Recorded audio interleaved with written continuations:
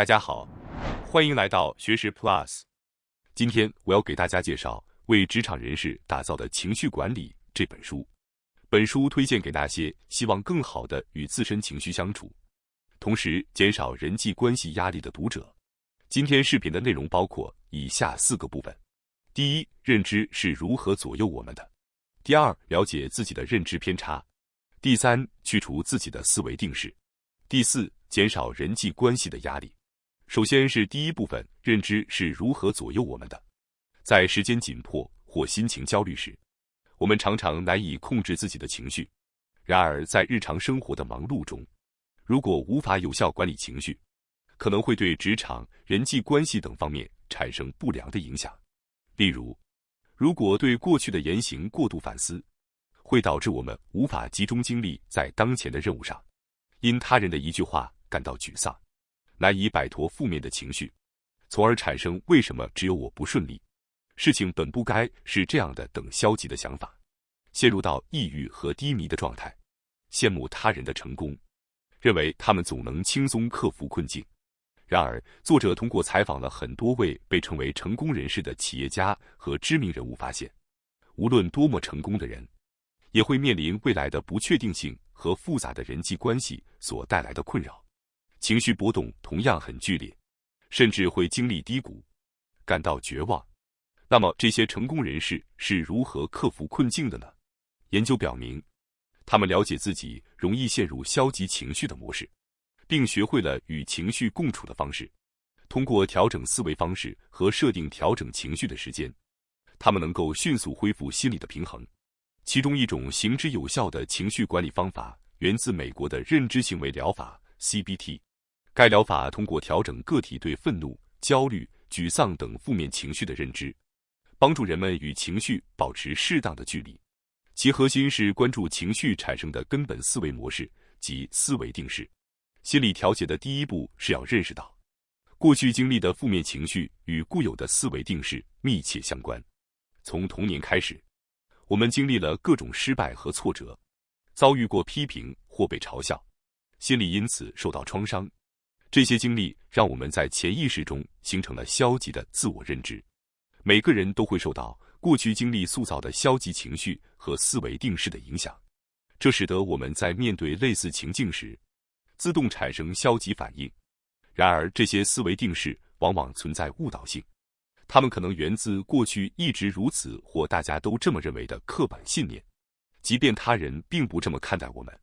我们却坚信不疑。在受到这些思维定式的影响后，我们可能会在情绪激动时做出一些行为，事后又会感到后悔，如果当时我能冷静点就好了。这种情况不仅会引发心理的不稳定，还可能影响到人际关系，甚至影响工作的表现。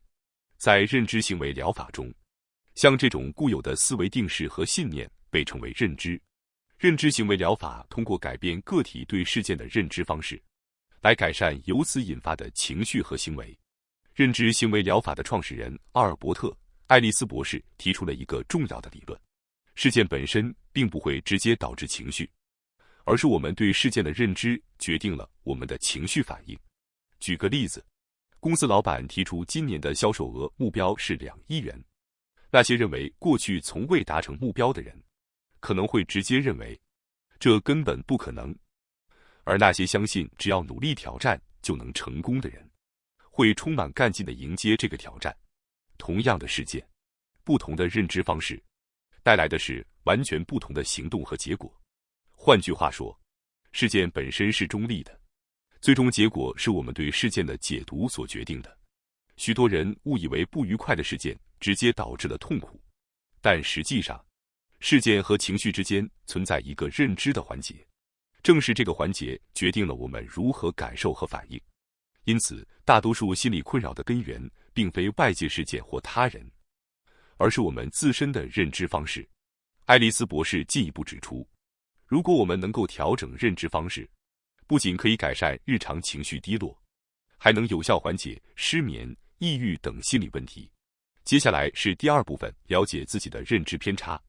要了解自己的思维定式，首先可以回忆童年时的经历，识别那些一直影响到现在的认知模式，本书介绍了一种简单有效的方法，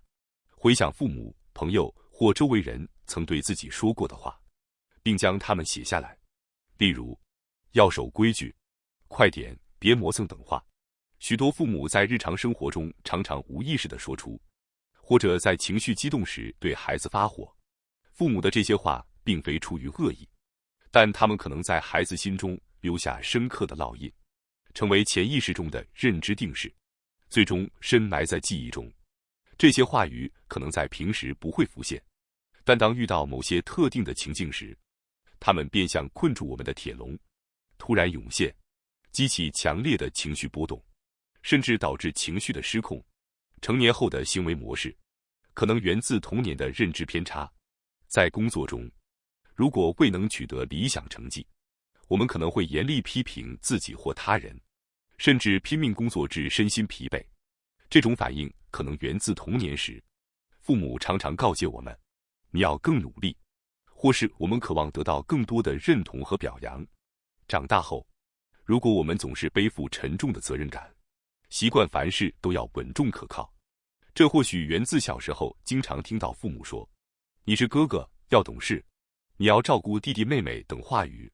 这些话让我们长大后自然承担更多责任，难以放松自己。此外，如果我们总觉得自己不够好，总是感到焦虑不安，比如还需要更多钱，这点努力还不够，我还要再瘦一点。这些模糊的焦虑感和恐惧感可能源自童年时经常听到的观念，比如没有钱不行，瘦的人更好看等。这些观念在潜意识中积累，形成了深刻的不安全感。每个人或多或少都受到思维定式的影响，但关键在于，我们是否能够意识到这些偏差，并学会从中抽离。当我们意识到某个想法可能只是过去形成的思维定式时，可以对自己说，虽然我有这样的想法，但实际上事情未必总是如此。通过这种方式，我们可以逐渐解构旧有的思维模式，让自己不再被过去的认知束缚，逐步建立起更健康的心理状态。接下来是第3部分，去除自己的思维定式。为了去除自己的思维定式，我们可以在日常生活中进行以下练习。当我们遇到不愉快的事情时，可以尝试将自己对负面事件的反应回放成慢动作，像观看一场慢镜头的战斗场景一样，将每个情感反应分解并仔细观察，就像《黑客帝国》中的战斗场景，动作以慢镜头呈现，所有细节都能清晰地看到。通过这种练习，我们可以在瞬间识别和观察自己浮现的情绪，并用更清晰、更详细的方式审视它们。例如，当我们感到愤怒时，如果没有思考就直接反应，可能会无意中伤害他人或制造更大的麻烦。但如果我们学会切片情绪，处理方式就会有所不同。首先要意识到自己正在生气，并真诚地面对自己的情绪，进行深呼吸，稍微平复情绪，然后加入虽然如此，但也有可能是的思考方式，重新评估自己的认知，再次深呼吸，给自己留出时间选择合适的言行，避免冲动反应。通过这种方式，我们可以避免迅速反应，而是慢慢观察情绪，并以更智慧的方式应对它们。就像与亲密朋友聊天一样，轻声对自己说，是的，现在我感到很难受，但或许并不是唯一的情况，然后一起探索可能的其他应对方法。这种方式可以帮助我们逐渐摆脱过去的认知偏见，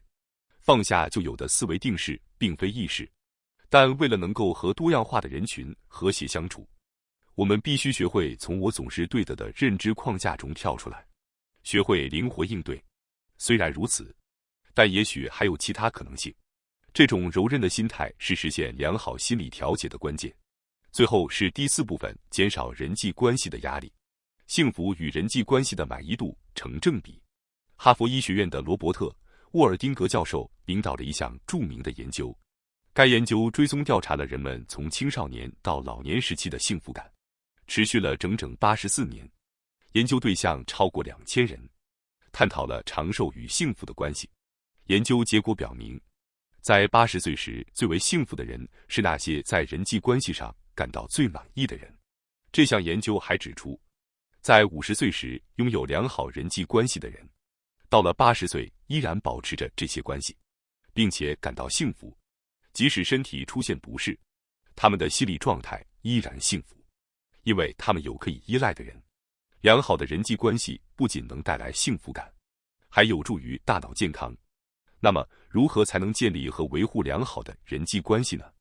如果我们过于固守自己的观点，或过度坚持自己的正确性，容易导致痛苦并缩小交际圈。尊重他人的个性，